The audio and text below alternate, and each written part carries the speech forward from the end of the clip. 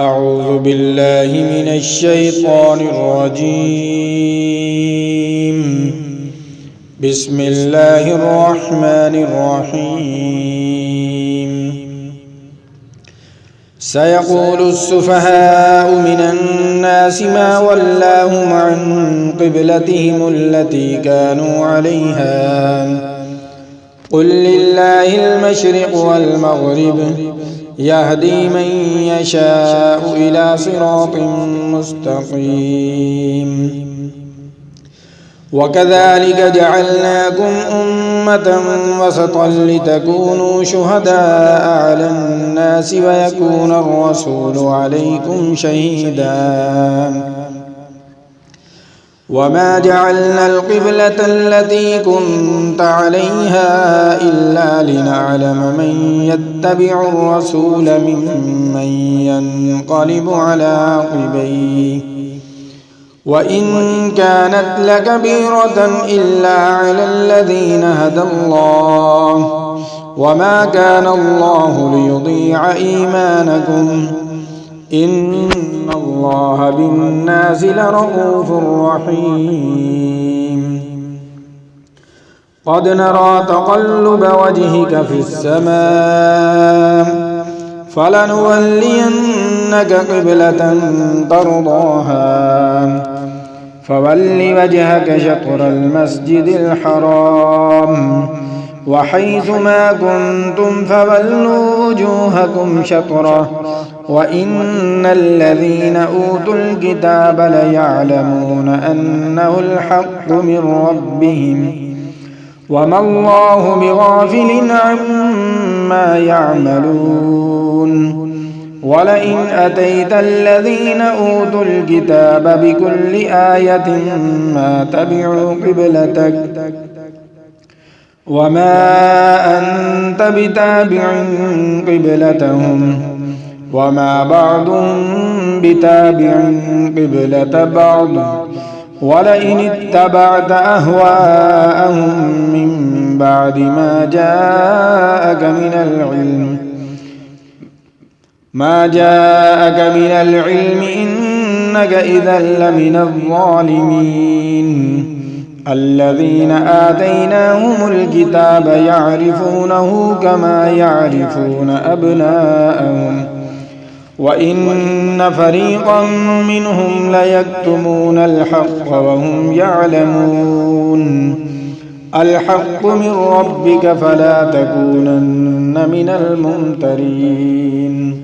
ولكل وجهة هو موليها فاستبقوا الخيرات أينما تكونوا يأت بكم الله جميعا إن الله على كل شيء قدير.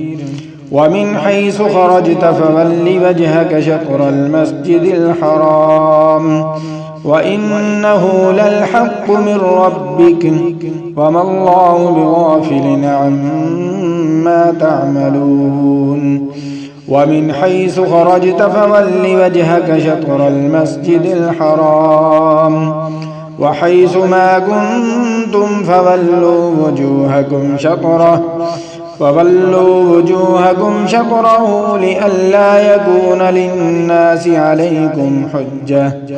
عليكم حجة إلا الذين ظلموا منهم فلا تخشوهم واخشوني ولأتم نعمتي عليكم ولعلكم تهتدون.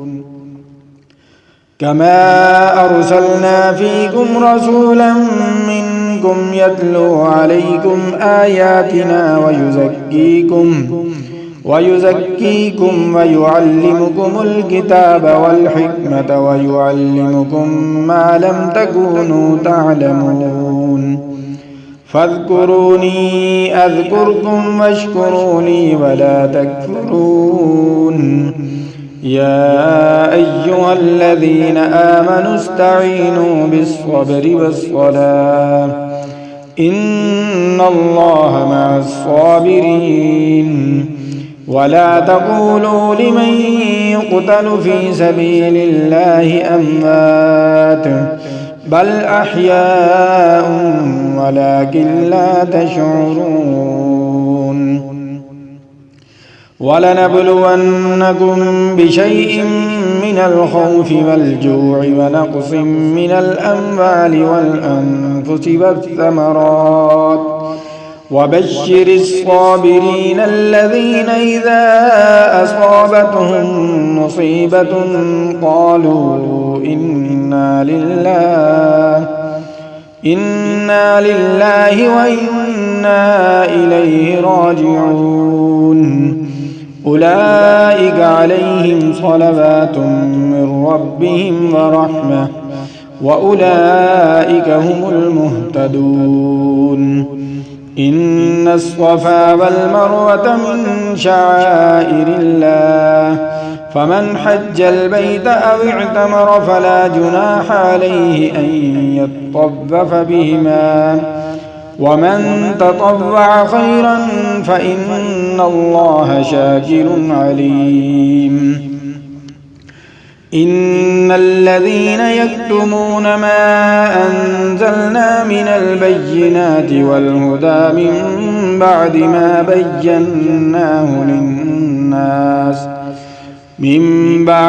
بيناه للناس في الكتاب أولئك يلعنهم الله ويلعنهم اللاعنون إلا الذين تابوا وأصلحوا وبينوا فأولئك أتوب عليهم وأنا التواب الرحيم إن الذين كفروا وماتوا وهم كفار أولئك عليهم لعنة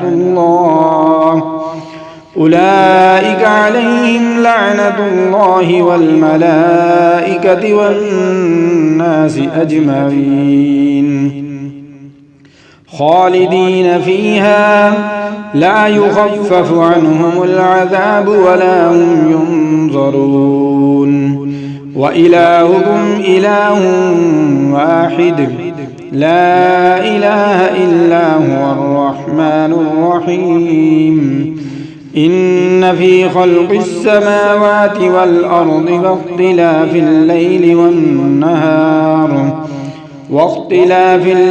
والنهار والفلك التي تجري في البحر بما ينفع الناس وما أنزل الله من السماء من ماء فأحيا به الأرض بعد موتها وبث فيها من كل دابة وتصريف الرياح والسحاب المسخر بين السماء والأرض لآيات لقوم يعقلون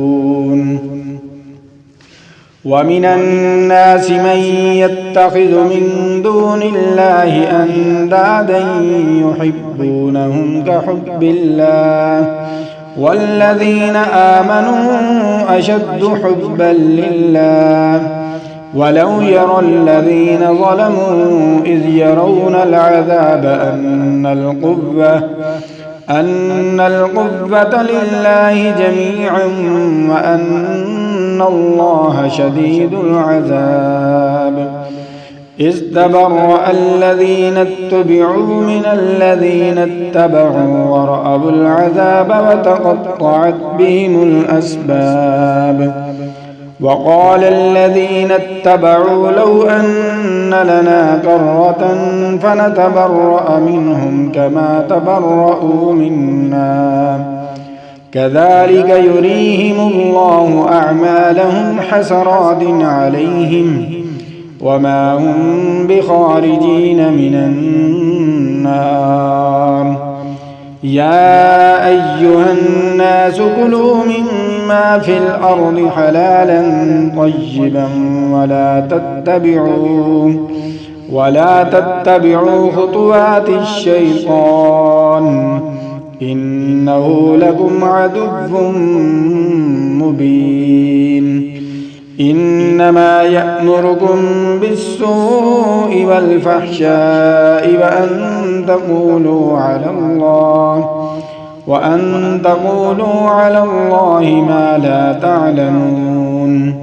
وإذا قيل لهم اتبعوا ما أنزل الله قالوا بل نتبع ما ألفينا عليه آباءنا أولو كان آباؤهم لا يعقلون شيئا ولا يهتدون. ومثل الذين كفروا كمثل الذي ينعق بما لا يسمع إلا دعاء ونداء صم بكم عمي فهم لا يعقلون. يا أيها الذين آمنوا كلوا من طيبات ما رزقناكم واشكروا لله إن كنتم إياه تعبدون. إنما حرم عليكم الميتة والدم ولحم الخنزير وما أهل به لغير الله فمن اضطر غير باغ ولا عاد فلا إثم عليه إن الله غفور رحيم. إن الذين يكتمون ما أنزل الله من الكتاب ويشترون به ثمنا قليلا أولئك ما يأكلون في بطونهم إلا النار ولا يكلمهم الله يوم القيامة ولا يزكيهم ولهم عذاب أليم. أولئك الذين اشتروا الضلالة بالهدى والعذاب بالمغفرة فما أصبرهم على النار ذلك بأن الله نزل الكتاب بالحق وإن الذين اختلفوا في الكتاب لفي شقاق بعيد. ليس البر أن تولوا وجوهكم قبل المشرق والمغرب ولكن البر من آمن بالله واليوم الآخر والملائكة والكتاب والنبيين وآتى المال على حبه ذوي القربى واليتامى والمساكين وابن السبيل والسائلين وفي الرقاب وأقام الصلاة وآتى الزكاة والموفون بعهدهم إذا عاهدوا والصابرين في البأساء والضراء وحين البأس أولئك الذين صدقوا وأولئك هم المتقون. يا أيها الذين آمنوا كتب عليكم القصاص في القتلى الحر بالحر والعبد بالعبد والأنثى بالأنثى فمن عفي له من أخيه شيء فاتباع بالمعروف وأداء إليه بإحسان ذلك تخفيف من ربكم ورحمة فمن اعتدى بعد ذلك فله عذاب أليم. ولكم في القصاص حياة يا أولي الألباب لعلكم تتقون. كتب عليكم إذا حضر أحدكم الموت إن ترك خيرا الوصية للوالدين والأقربين بالمعروف حقا على المتقين. فمن بدله بعدما سمعه فإنما إثمه على الذين يبدلونه إن الله سميع عليم. فمن خاف من موص جنفا أو إثما فأصلح بينهم فلا إثم عليه إن الله غفور رحيم. يا أيها الذين آمنوا كتب عليكم الصيام كما كتب على الذين من قبلكم لعلكم تتقون أياما معدودات. فمن كان منكم مريضا أو على سفر فعدة من أيام أخر وعلى الذين يطيقونه فدية طعام مسكين. فمن تطوع خيرا فهو خير له وأن تصوموا خير لكم إن كنتم تعلمون. شهر رمضان الذي أنزل فيه القرآن هدى للناس وبينات من الهدى والفرقان.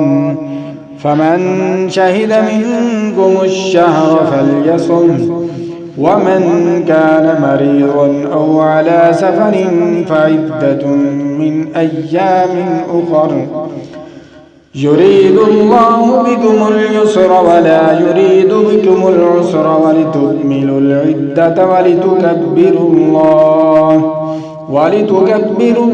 على ما هداكم ولعلكم تشكرون. وإذا سألك عبادي عني فإني قريب أجيب دعوة الداع إذا دعاني فليستجيبوا لي وليؤمنوا بي لعلهم يرشدون. أحل لكم ليلة الصيام الرفث إلى نسائكم هن لباس لكم وأنتم لباس لهن. علم الله أنكم كنتم تختانون أنفسكم فتاب عليكم وعفى عنكم فالآن باشروهن وابتغوا ما كتب الله لكم وكلوا واشربوا حتى يتبين لكم الخيط الأبيض من الخيط الأسود من الفجر ثم أتموا الصيام إلى الليل ولا تباشروهن وأنتم عاكفون في المساجد تلك حدود الله فلا تقربوها كذلك يبين الله آياته للناس لعلهم يتقون. ولا تأكلوا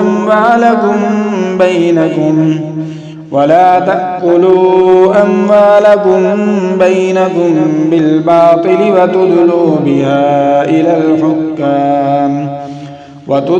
بها إلى الحكام لتأكلوا فريقا من أموال الناس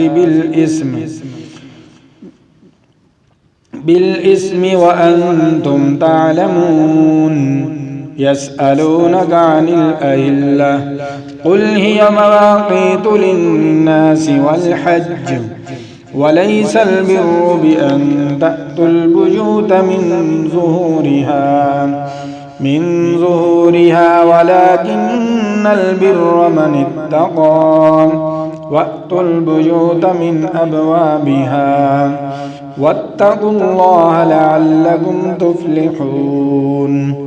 وقاتلوا في سبيل الله الذين يقاتلونكم ولا تعتدوا إن الله لا يحب المعتدين.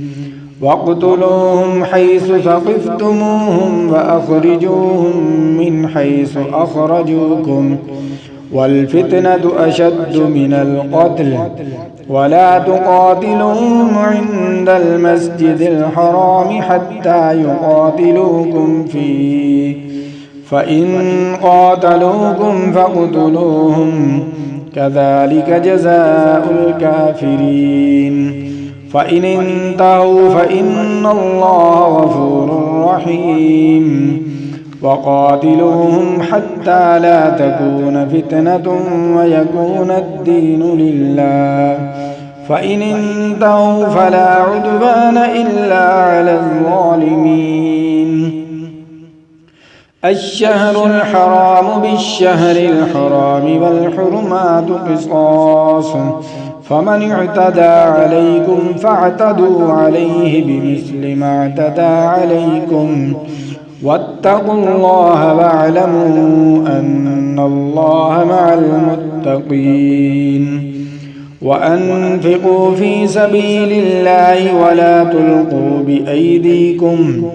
ولا تلقوا بأيديكم إلى التهلكة وأحسنوا إن الله يحب المحسنين وأتموا الحج والعمرة لله فإن أحصرتم فما استيسر من الهدي ولا تحلقوا رؤوسكم حتى يبلغ الهدي محله فمن كان منكم مريضا أو به أذى من رأسه ففدية من صيام أو صدقة أو نسك فإذا أمنتم فمن تمتع بالعمرة إلى الحج فما استيسر من الهدي فمن لم يجد فصيام 3 أيام في الحج وسبعة إذا رجعتم تلك 10 كاملة ذلك لمن لم يكن أهله حاضر المسجد الحرام واتقوا الله واعلموا أن الله شديد العقاب الحج أشهر معلومات فمن فرض فيهن الحج فلا رفث ولا فسوق ولا جدال في الحج وما تفعلوا من خير يعلمه الله وتزودوا فإن خير الزاد التقوى واتقون يا أولي الألباب ليس عليكم جناح أن تبتغوا فضلا من ربكم فإذا أفضتم من عرفات فاذكروا الله عند المشعر الحرام واذكروه كما هداكم وإن كنتم من قبله لمن الضالين ثم أفيضوا من حيث أفاض الناس واستغفروا الله إن الله غفور رحيم فإذا قضيتم مناسككم فاذكروا الله كذكركم آباءكم أو أشد ذكرا فمن الناس من يقول ربنا آتنا في الدنيا وما له في الآخرة من خلاق ومنهم من يقول ربنا آتنا في الدنيا حسنة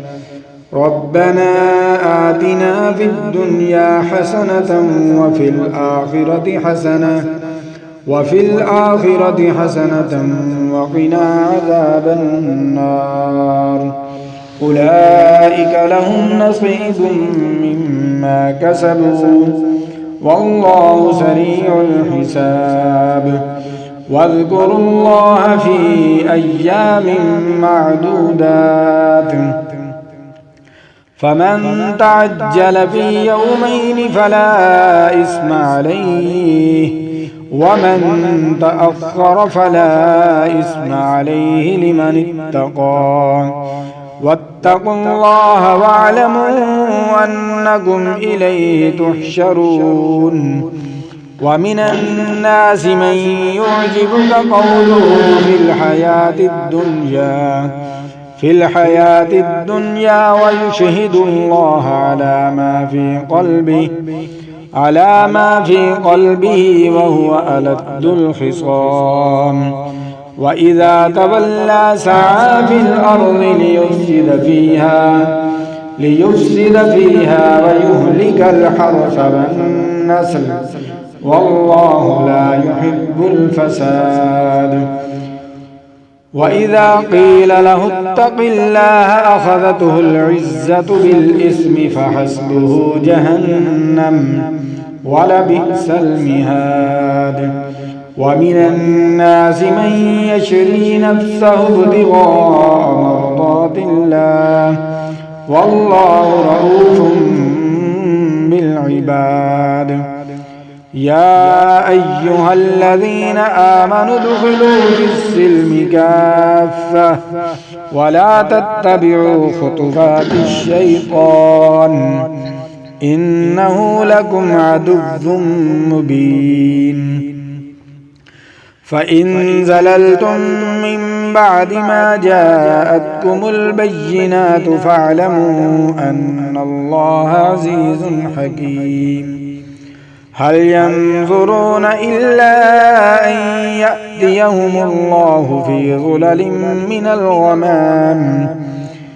ظلل من الغمام والملائكة وقضي الأمر وإلى الله ترجع الأمور. آمنت بالله صدق الله العظيم.